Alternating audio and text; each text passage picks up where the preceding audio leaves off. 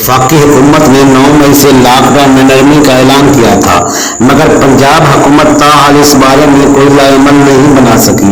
और ये भी कहा गया था वफाकी हुकूमत की जानिब से पंजाब में जो छोटी दुकानें हैं, छोटे ताजर हैं, अपनी दुकानें खोल सकेंगे, लेकिन अभी तक पंजाब हुकूमत और जिला इंतजामिया ने कोई लाएमल नहीं बनाया।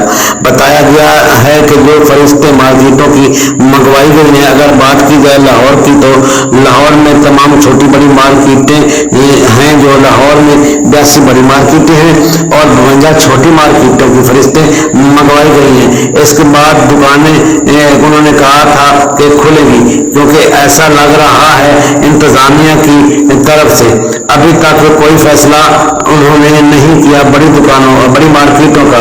अगर बात की जाए बड़ी मार्केटों की, तो रंग महल शाह आलमी मार्केट, बाकी जो तमाम बड़ी मार्केटें हैं और ये बड़े ताजर हैं, इनका जो मुस्तकबिल है वो तारीकी में दिखाई दे रहा है। जो छोटी मार्केटें हैं, Thokar Niaz Baig market, Ichhra market, Ghalib market, यहाँ पर दुकानें खुली हैं। टाउनशिप मार्केट में भी दुकानें खुली हैं।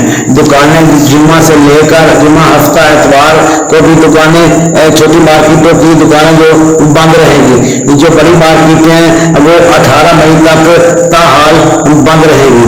Report Syed Hadi Hussain Siraji, city 1 news Lahore.